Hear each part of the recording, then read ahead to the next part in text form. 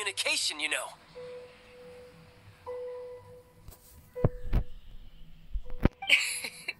Don't take it to heart, child. Besides, aren't you happy that you got to skip the formalities and bring chaos to the land?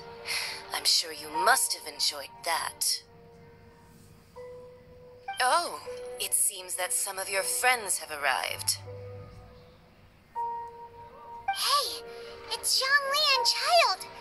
And you're also one of the Harbingers? It's you two. I believe we've met once before. In the city of Bards, was it? I'm glad you still remember my name.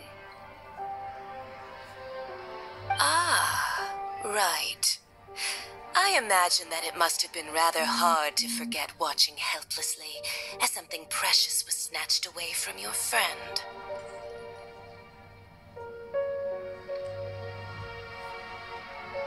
No, don't let her get to you! You've yet to gather the powers of all 7 elements, and our last battle at the Golden House was almost more than you could handle. So it might be best to keep things peaceful this time, seeing that 2 of the Harbingers are here. Well, if it isn't you two. This is our first time seeing each other since Liyue was nearly wiped off the map. This is certainly a bit awkward, wouldn't you say? Paimon knew that we should never have trusted a Fatui Harbinger. Oh, now don't say that. Sure, I may have misled you, but I never had anything against you personally. Besides, I thought we were getting along quite well together, didn't you?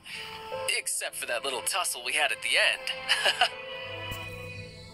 Nothing personal. We just have different views, that's all. Of course, you may very well hold this against me, but that's up to you. The real deceivers here are Senora and Zhongli. Curse them for leading me on. So actually, I think... Stop wasting time, child. There'll be plenty of time to chat once I'm through here. You remember the agreement, Morax. Now, if you would be so kind. The Gnosis, please. What in the world are you talking about?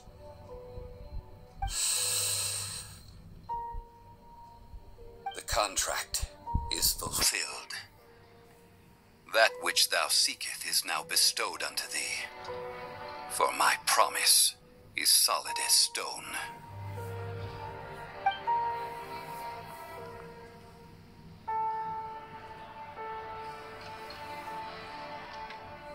How sanctimonious.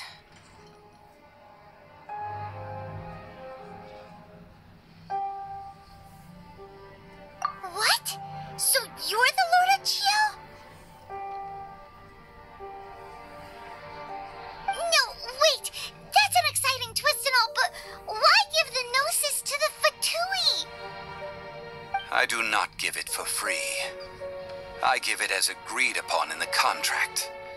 For it is a matter solely between the Tsaritsa and I.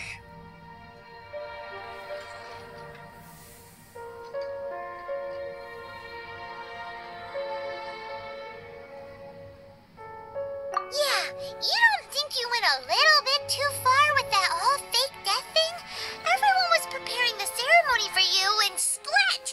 This big dragon falls out of the sky, and all of Liyue goes into an uproar. Talk about a disaster. Gathering all the forces that had been bubbling behind the scenes, and then stirring them together in a pot that was bound to boil over. That's what he wanted to see, am I right? Wait, what? Perhaps it's best that I explain. As you know, I've dwelt upon this world for more than 6,000 years. I witnessed the founding of Liyue, together with the Adepti 3,700 years ago. Even boulders that can withstand whirlpools will erode with the passing of time.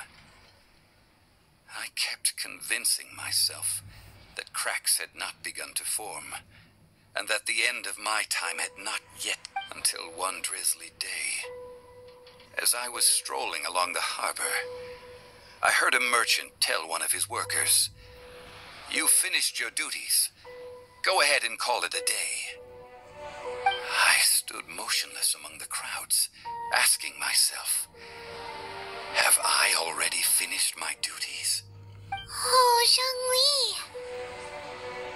But as I began to consider relinquishing my divine role, I soon discovered that many reasons still remained to not hastily depart. Was Liyue, the city I had dwelt in for so long, already prepared to enter its next age? I decided that a test was needed in order to reveal the answer. So I feigned my own death and gathered the cast of Child, the Adepti, and the Liyue Qixing to play their roles together on the stage that was Liyue. That's right, which is why I continued to safeguard the Gnosis until now. So you mean that if the chaos ever reached the point of no return, you would simply appear and use your divine powers to bring Liyue back under control? Of course, and it would have been all too easy for him too. Just as a child quickly matures after losing their parents, so has Liyue matured when faced with the death of its deity. I was pleasantly surprised with the finale of the show that you all put on. Why, you even deserved an encore. The Adepti deserve the greatest applause, considering their years of seclusion. They hardly recognized the city, yet faced with such a crisis, they exerted the greatest amount of restraint. Not only did they manage to cooperate with the Qixing, but in the end, they even tried to understand the heart of the people. And hats off to the emissary dispatched by the Cryo-Archon to fulfill our contract, Signora. She managed to keep everything she knew in strict confidence, far from the eavesdropping ears of her colleague Child, just as I had requested. All the while, I carried on as Zhongli, and fulfilled the traditions of Liyue in this mortal form. Thank you for walking that path with me, Traveler. These things were all a part of my script. The only unforeseen plot twist was the conduct of the Liyue Qixing. I had expected them to do no more than the Adepti, to come to the defense of Liyue. But when all was said and done, they seized the opportunity to supplant Liyue's divine protectors, and used the subsequent power vacuum left by my death to quickly gain complete control of Liyue. Huh? That doesn't sound good at all. On the contrary, I think it is excellent. I had always feared that it was too soon for them to take over from me. And it was also that which I longed for the most. As such, this is the best parting gift anyone could have given this god of old. Hey, what about me? Doesn't anyone feel the least bit of remorse for deceiving me? You've practically kept me in the dark. I think that thanks would be more appropriate. You certainly played no small part in all of this, wreaking havoc and turning the city upside down. The Lord of Geo ought to thank you for your performance, if anything. If you hadn't created the pressure of a battle between mortals, Adepti, and a god, the lump of coal resting in the hands of the Geo-Archon, Liyue would never have been able to become a dazzling diamond of a city. Huh? Just whose side are you on, mocking me like that? Are you itching for a fight? Hey, haven't you learned the Liyue saying, don't always call it as you see it? Well then, with the Gnosis in my possession, I have no use for such idle chatter. We should return to Zapoljarny Palace and seek an audience with Her Majesty, the Tsaritsa. Come, Child. Fine. I'll meet you there later. I'm not sharing a boat with the likes of you. Do as you wish.